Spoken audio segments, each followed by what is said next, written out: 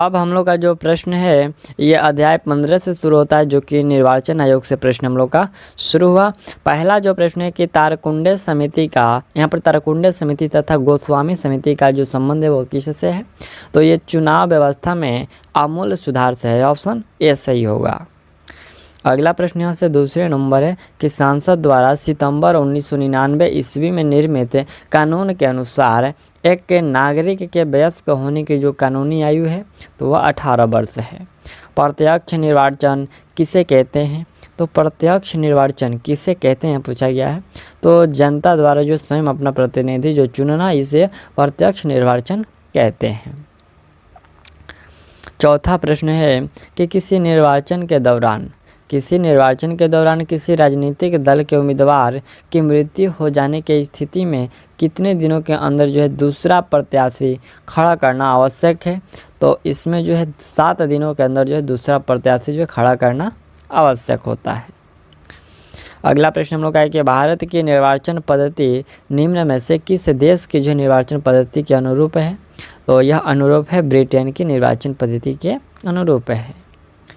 अगला प्रश्न है कि निर्वाचन आयोग सर्वोच्च न्यायालय संघ, यहाँ पर जो सर्वोच्च न्यायालय लोक सेवा आयोग नियंत्रक एवं महालेखा परीक्षक का जो कार्यालय है, यहाँ पर जो कार्यालय जैसी संस्थाओं में कौन एक जो लक्षण समान है?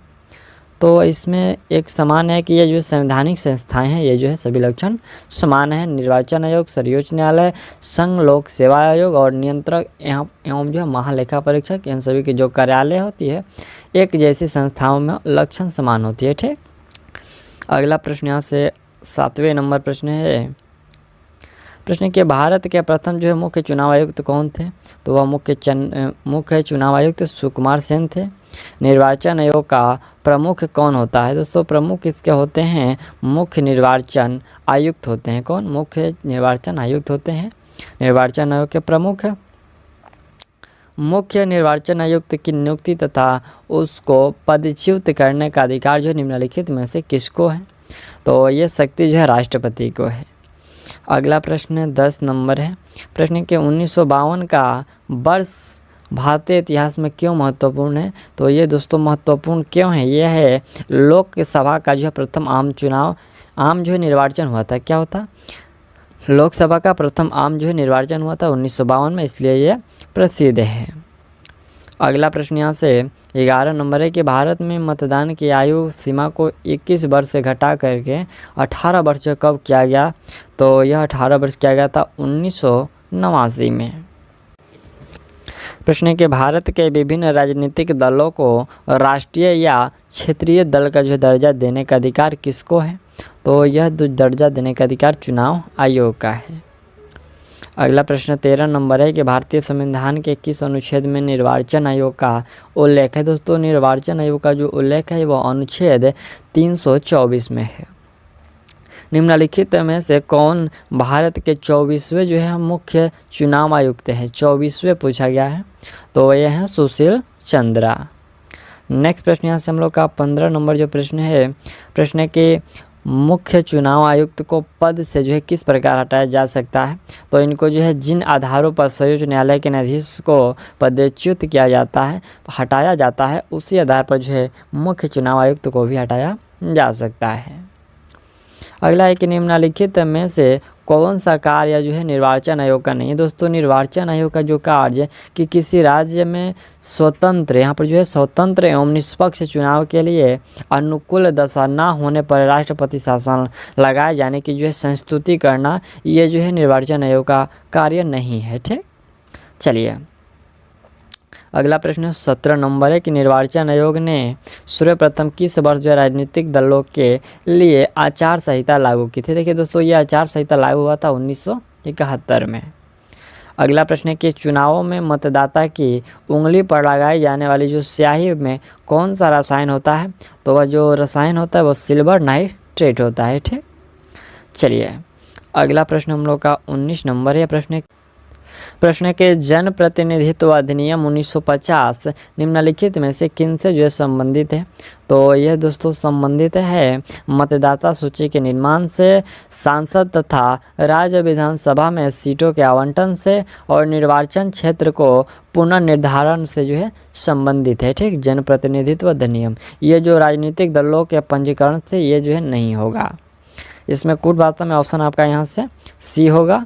और अगला पॉइंट हम लोग का यहाँ से 20 नंबर है कि मतदाताओं के पंजीयन का जो उत्तरदायित्व है वो किस पर है। मतदाताओं के पंजीयन का जो उत्तरदायित्व है ये दोस्तों निर्वाचन आयोग पर, यहाँ पर जो उत्तरदायित्व जो ये किस पर है तो निर्वाचन आयोग। अगला प्रश्न यहाँ से 21 नंबर है। यह प्रश्न है कि निम्नलिखित में से किन समितियों से निर्वाचन सुधारों पर रिपोर्ट जो प्रस्तुत की।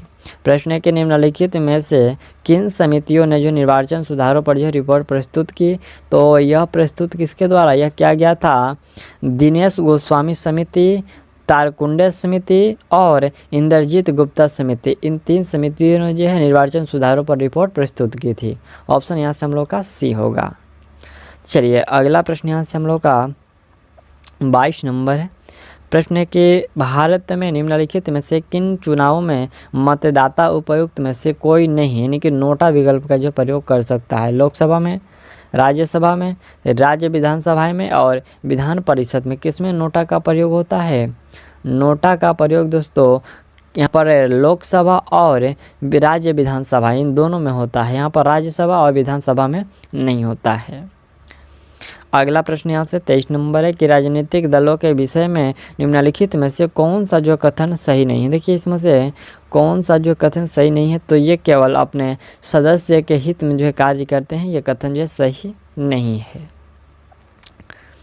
अगला प्रश्न यहाँ से हम लोग का प्रश्न है कि भारत में निर्वाचन के संदर्भ में वीवीपैट का सही पूरा शब्द रूप निम्नलिखित में से कौन सा होगा, यानी कि जो वीवीपैट है इसका फुल फॉर्म कौन सा होगा। तो इसका फुल फॉर्म होता है voter verifiable paper audit trail होता है। ठीक, चलिए अगला प्रश्न हम लोग का 25 नंबर है कि परिसीमन आयोग का जो अध्यक्ष है वो कौन, यहाँ पर जो परिसीमन आयोग का अध्यक्ष होता है कौन होता है। तो ये अध्यक्ष मुख्य चुनाव आयुक्त होते हैं। अन्य निर्वाचन आयुक्त अपना त्याग पत्र देते हैं। तो ये अपना त्याग पत्र जो देते हैं यह देते हैं राष्ट्रपति को। ऑप्शन सी ए याद रखिएगा, ये राष्ट्रपति को त्याग पत्र देते हैं।